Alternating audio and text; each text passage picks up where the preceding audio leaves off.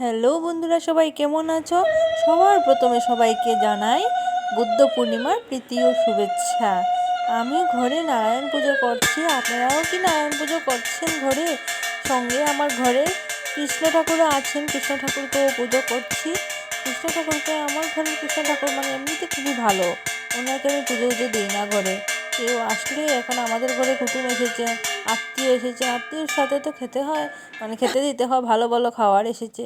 তাই আমার কৃষ্ণ ঠাকুরকে বললাম যে আজকে তোমার নিমন্ত্রণ নিমন্ত্রণ না, আমার ঘরেরই তো, তোমাকে আজকে ভালো কিছু খাওয়াবো। তাই কৃষ্ণ ঠাকুরকে একটা সিংহাসন সিংহাসন না, ছোটো সিংহাসন থাকে না, ওখানে আমি ওয়ালে ঝুলিয়ে রাখি।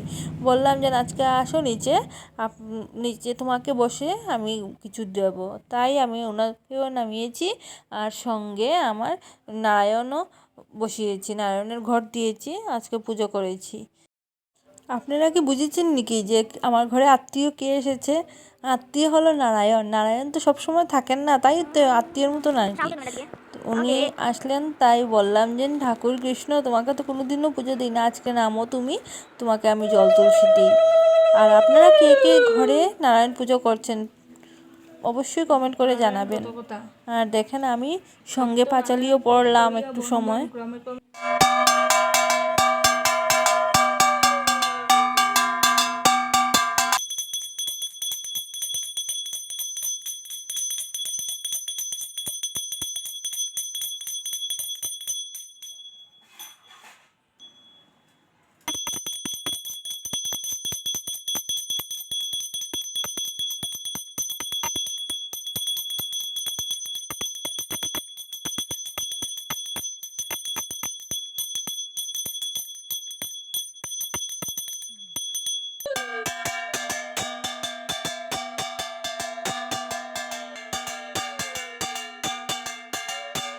আর আপনাদের একটা অনুরোধ জানাচ্ছি, আপনাদের যদি একটু হলেও ভালো লাগে প্লিজ লাইক কমেন্ট শেয়ার করা ভুলবেন না।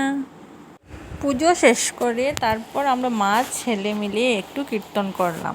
কীর্তনের সময় আমার ছেলে কোন সময় মোবাইল অন করে রেখেছে আমি তা জানি না, না জেনে পরে আমি মোবাইল যখন এডিট করছিলাম তখন দেখি খুব সুন্দর করে রাখা আছে। তারপরে আমি ভাবলাম যে একটু ক্লিপটা দিয়ে দিই।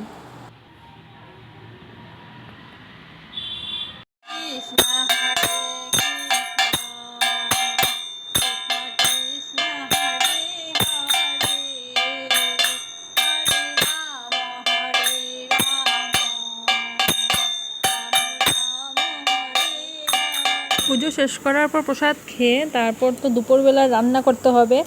রান্নার মধ্যে ছিল পনির তরকারি আর বেগুন ভাজা। আর আমারই বাইজি। আজকের জন্য এতটুকুই, টাটা, বাই বাই।